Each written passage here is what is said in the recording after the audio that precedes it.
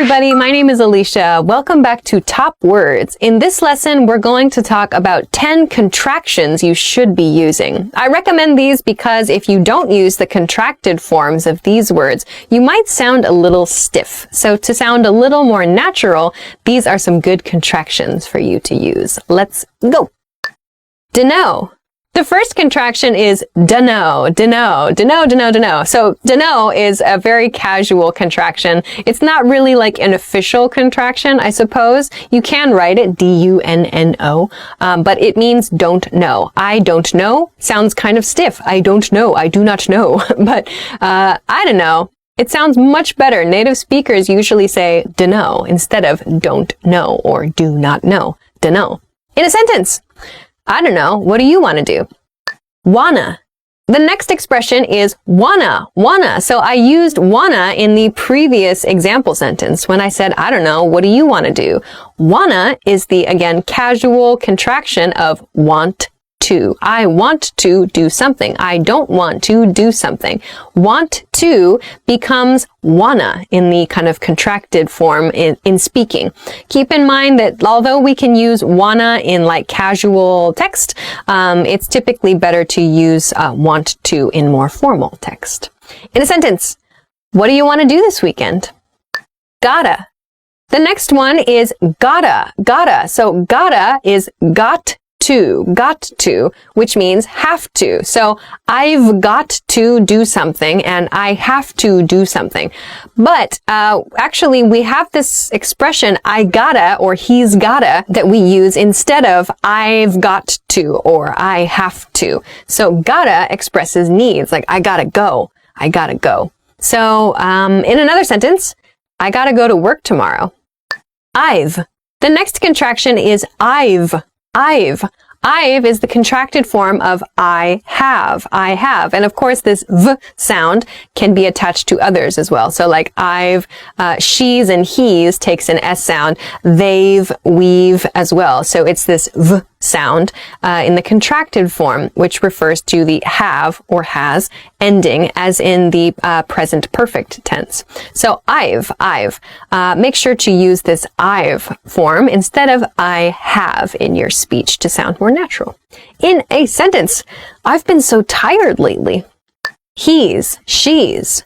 The next one. Okay, so the next one is he's and she's, which is the same he has and she has, but we can also use this as he is and she is. So depending on the grammar of the sentence, he's and she's could mean he is or he has, and she is and she has. So this means you need to pay attention to the grammar overall of the sentence. For example, he is funny. That sentence can be he's funny. Or, he's been on the phone all day, is he has been on the phone all day. How do we know which is which? In the first sentence, he's funny, we see he is and then funny. An adjective follows that. That gives us a big hint that probably the verb is there, not has. In the other sentence, he's been on the phone all day, we see the past participle form of be, been. He has been. So we understand the S apostrophe S is actually has there, not is. So this is a great one to help you pay attention to the grammar of a sentence because he's and she's have the same contracted form, but different meanings depending on the situation. In another sentence, he's my best friend. I'd. The next one is one that many people ask about. I'd. I've talked about this in Ask Alicia as well too. I'd. Many people say they have trouble hearing I'd in a sentence like I like beer and I'd like a beer, for example. How do you hear that? So again, this is another situation where you need to pay attention to the grammar of the sentence. If you say I like beer, it's referring to your preference. I like beer. However, if you are ordering at a restaurant, I'd like refers to I would like. The contracted form of I would is I'd.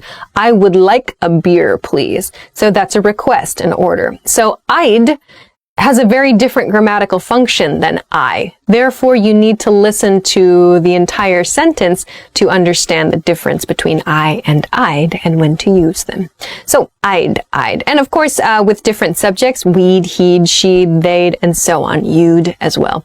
It's that kind of soft d sound at the end there. So try to listen for that, and of course, try to use the contracted form too. In a sentence, I'd like to order, please. Would've, could've, should've. The next one is actually 3 words that are all very similar. They are would've, could've, and should've. The non-contracted forms are would have, could have, and should have.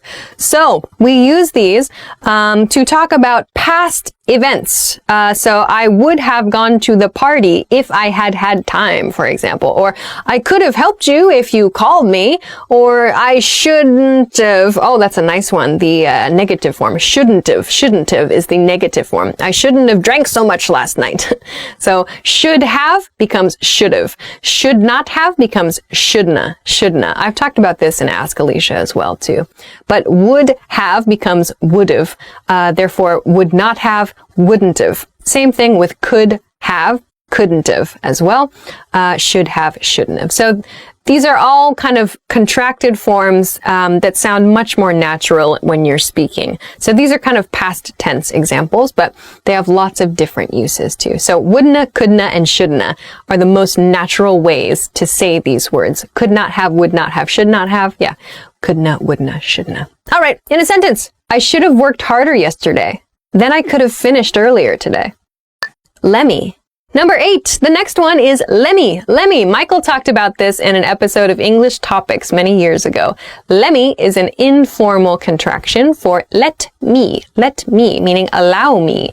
So let me followed by a verb. So let me buy you a drink. Ho ho. Or like, let me go to sleep. Or let me hang out and play video games, whatever. So allow me to do something. Let me. We can use this with other subjects like, just let him work, or just let her sleep. So that same sort of le sound is preserved, let him or let her, but the middle sound is kind of cut a little bit, is sort of contracted somewhat. But let me becomes lemmy. In a sentence, let me make you dinner. Gimme. The next expression is gimme. So similar to lemmy, which uses me at the end, we have gimme, which means give me something. So give me a moment of your time could be give me a moment of your time. So the contraction there, it decreases the distance between those two words. The v sound disappears. Gimme from give me. In a sentence, give me a few hours. I'll get back to you. It's. The last contraction is it's. So similar to he's and she's, which we talked about before, it's with the apostrophe S here, I should note, can refer to it is or it has.